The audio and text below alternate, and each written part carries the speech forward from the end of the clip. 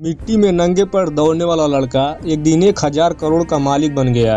जिसके पास खाने के लिए 2 वक्त की रोटी तक जुटाना मुश्किल था, आज उसकी एक झलक से पूरा शेयर मार्केट हिल जाता है। आज हम एक ऐसे शख्स की कहानी जानेंगे जिसने अपने गरीबी को ताकत बना लिया और भारत के सबसे बड़े इन्वेस्टर में से एक बन गए। रामदेव अग्रवाल।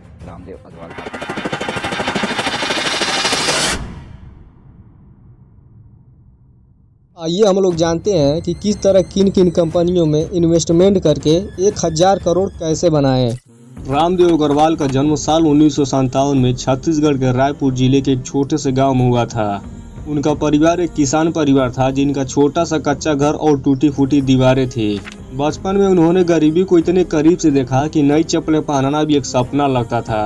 उनके पिता खेती से जो थोड़ा बहुत कमाते थे वो कर्जों में और खराब फसलों की वजह से खत्म हो जाता था। कभी कभी तो परिवार को एक वक्त की रोटी में ही गुजारा करना पड़ता था।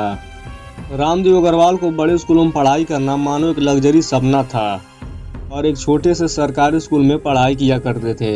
जहां दूसरे बच्चे स्कूल के बाद खेलते थे, वही रामदेव खेतों में जाकर काम भी किया करते थे।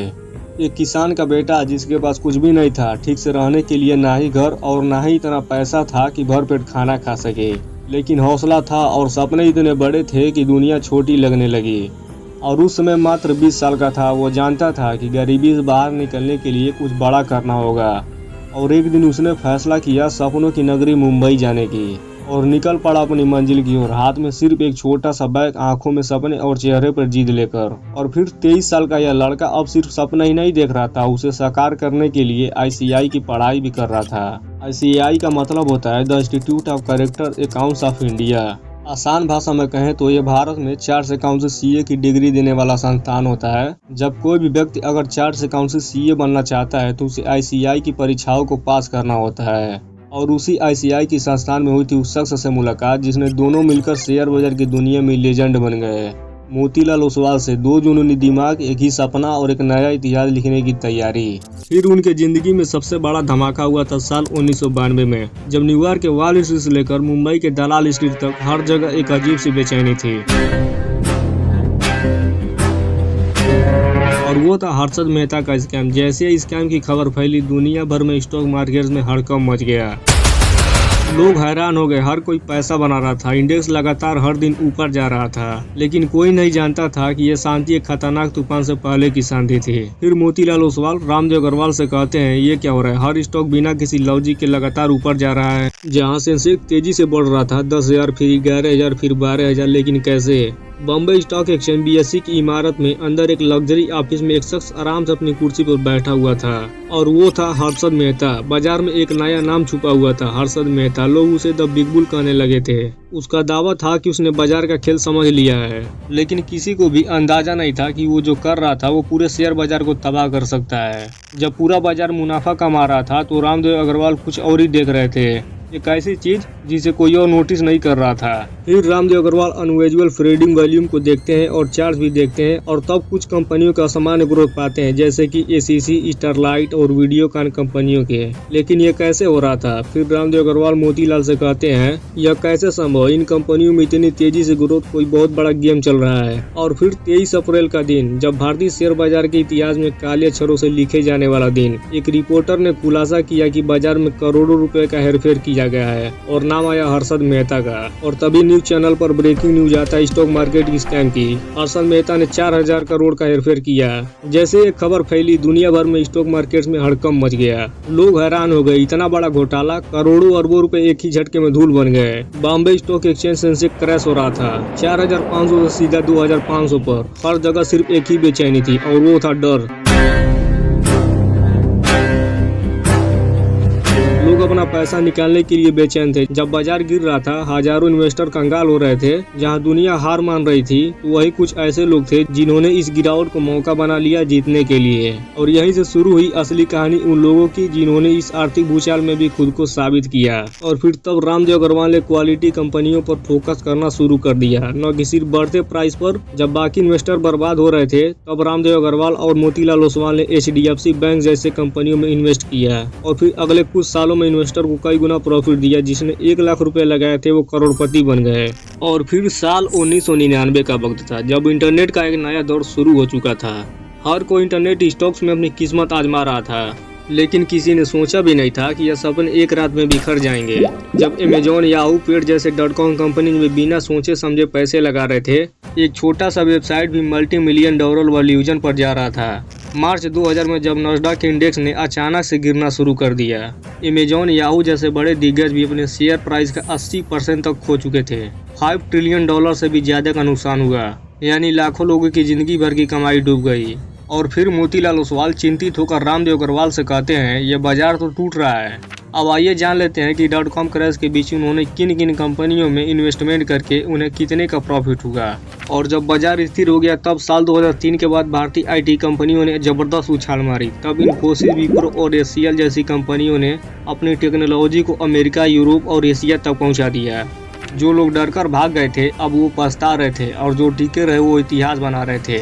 इन्फोसिस कंपनी का स्टॉक जो साल 2000 में 300 रुपये में बिक रहे थे, वही स्टॉक साल 2005 तक 3000 तक हो गया। और विप्रो का स्टॉक 50 रुपये से बढ़कर 500 रुपये तक हो गया। और HCL का स्टॉक 45 रुपये से बढ़कर 400 रुपये तक हो गया। और तब फिर मोतीलाल ओसवाल हैरान होकर एक्सेल सीट देखते हुए रामदेव से कहते हैं कि हमारी इन्वेस्टमेंट 25 करोड़ से सीधा 250 करोड़ हो गई। साल 2004 में जब भारतीय स्टॉक मार्केट में हलचल मची हुई थी, कुछ लोग कानाफूसी कर रहे थे तो कुछ लोग घबराए हुए थे। सबकी निगाह एक ही चीज पर टिकी हुई थी और वो था TCS IPO। लेकिन सवाल यह था कि क्या यह सिर्फ एक IT कंपनी है या एक नई क्रांति। अब आगे बढ़ने से पहले ये जान लेते हैं कि TCS क्या है और क्यों लोग इससे घबराए हुए थे। TCS कोई रातों रात बनी कंपनी नहीं थी। इसकी जड़ें 1968 में पड़ी थी, जब भारत में कंप्यूटर का नाम भी बहुत कम लोग जानते थे। तब टाटा ग्रुप ने साल 1968 में एक नई कंपनी बनाई थी, टाटा कंसल्टेंसी सर्विस। यानी कि इसका काम था बिजनेस प्रोसेस को ऑटोमेट करना और सॉफ्टवेयर सॉल्यूशन बनाना। उस समय IBM जैसी विदेशी कंपनियों का दबदबा था, लेकिन टाटा कंपनी का सपना था कि भारत को टेक्नोलॉजी में आत्मनिर्भर बनाना। और साल 1970 से 1980 के बीच में TCS ने पहली बार भारतीय बैंकों के लिए डिजिटल सिस्टम बनाए। भारत सरकार और कई बड़े उद्योगों को कंप्यूटर टेक्नोलॉजी सिस्टम से जोड़ा। धीरे धीरे यह भारत की सबसे भरोसेमंद IT कंपनी बन गई। और फिर साल 1990 में TCS कंपनी ने अपना जलवा निखारा, जब इन्फोसिस, विप्रो और HCL जैसी कंपनियां अमेरिका में आउटसोर्सिंग कर रही थी। अब TCS कंपनी ने पहले ही 50 देशों से अधिक IT सेवाएं दे रही थी। और फिर साल 1994 तक TCS भारत की कंपनी बन गई, जिसने 1000 करोड़ का रेवेन्यू पार किया। 22 जुलाई 2004 में जब भारतीय स्टॉक मार्केट के इतिहास में एक नया अध्याय जुड़ने वाला था, अब टाटा ग्रुप की TCS अब स्टॉक एक्सचेंज के लिस्ट में जुड़ने जा रही थी। अब TCS IPO की साइज को भी जान लेते हैं। IPO size 5400 crore, IPO price 850 पर शेयर, इसका वैल्यूएशन 47,000 करोड़। उस समय भारत की सबसे महंगी IT कंपनी थी। अब हम लोग जान गए हैं कि ये TCS क्या है। अब आते हैं उसी पॉइंट पर। जब बॉम्बे स्टॉक एक्सचेंज पर इन्वेस्टर की लाइनें लगी थी, तब इन्फोसिस और विप्रो के शेयर पहले से ही ऊंचे जा चुके थे, लेकिन TCS का असली मूल्य अभी लोगों को समझ में नहीं आया था। कुछ लोगों को लगा कि यह सिर्फ एक IT कंपनी है, लेकिन रामदेव अग्रवाल जैसे दिग्गजों ने इसकी असली ताकत देखी। और फिर रामदेव अग्रवाल ने TCS कंपनी पर 7 करोड़ इन्वेस्ट कर दिए।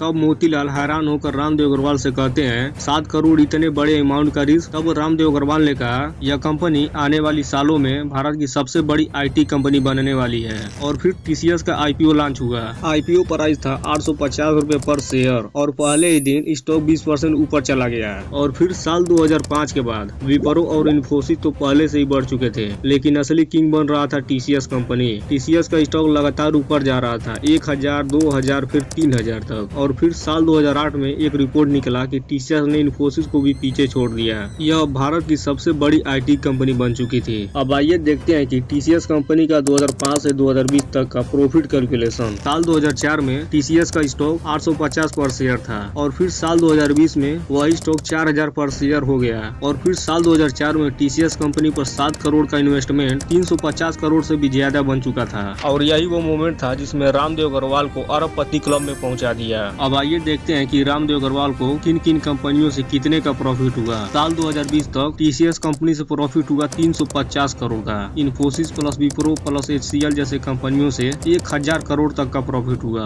रामदेव अग्रवाल की आज तक का टोटल नेटवर्थ लगभग 1400 करोड़ है। यह सिर्फ एक कहानी नहीं, एक सोच है जो आपको भी बड़ा सोचने की ताकत देती है। अगर यह वीडियो इंस्पायरिंग लगा हो तो लाइक जरूर करें, कमेंट में हमें बताइए कि आपको इसमें से इंस्पायरिंग क्या लगा। स्टॉक मार्केट के बारे में जानने के लिए इस चैनल को सब्सक्राइब जरूर करें।